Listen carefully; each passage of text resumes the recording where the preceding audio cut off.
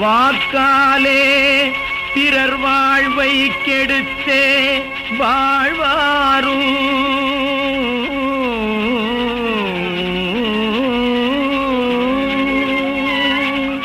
மனத்தாலே கெடுக்க வழிபார்த்தே இருப்பாரும்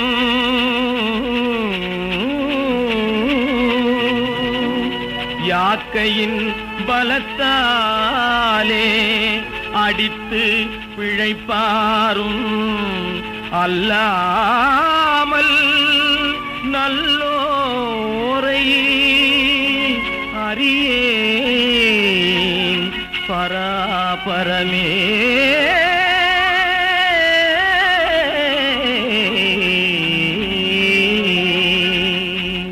யோகியன் என்பவன் உலகத்திலே ஒருத்தனும் கிடையாது. பரமயோகியன் என்பவன் உலகத்திலே ஒருத்தனும் கிடையாது. ஐயா ஒருத்தனும் கிடையாது.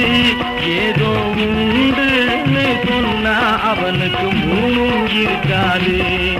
மண் பெண் ஆசை பொன்னாசை இந்த மூணும் இருக்காது.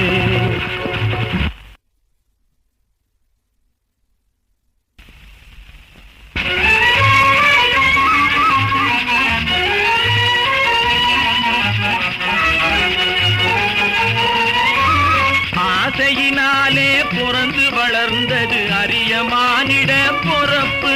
அதற்கு ஆதாரமானதும் அவசியமானதும் காசு பணம் கையிருப்பு. அந்த காசு பணம் தன்னை கண்ணியமாகவே கை சேர்த்துவது மறுபிறப்பு. இதை கவனிச்சு பாரு, உருட்டுக்கும் பொருட்டுக்கும் திருட்டுக்குள்ளே தான் நடக்குது பொழப்பு. யோகியன் என்பவன் உலகத்திலே ஒருத்தனும் கிடையாது. ஐயா ஒருத்தனும் கிடையாது. ஏதோ உண்டுன்னு சொன்னா அவனுக்கு மூணும் இருக்காது. மண் பெண் ஆசை பொன்னாசை இந்த மூணும் இருக்காது.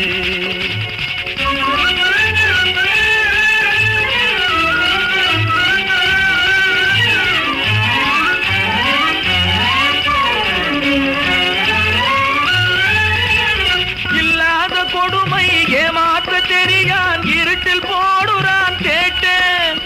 லட்சக்கணக்கிலே கைமாத்தி இன்சால்மெண்ட் ஆகுறான் பணமூட்டேன். கள்ளன் என்ற பேரால் காணாத போது கத்தரித்தெடுக்கிறான் பொன்னே.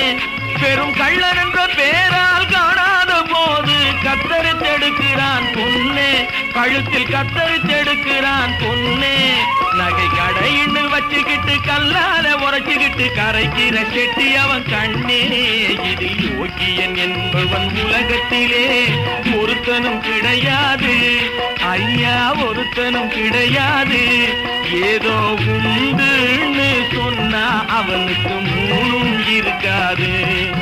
மண் பெண் ஆசை பொன்னாசை இந்த மூணும் இருக்காது.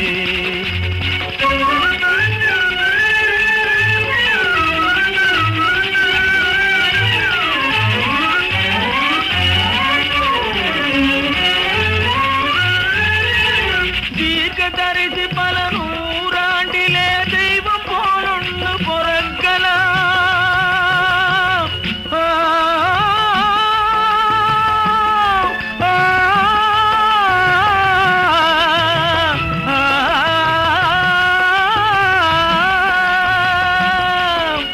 தீர்க்க தரிசி பல நூறாண்டிலே தெய்வம் போலொன்று பொறக்கலாம்.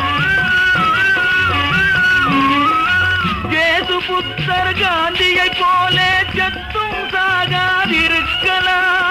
பாக்கியுள்ள ஆட்களை எல்லாம் பகுத்தறிவோடு பார்க்கலாம்.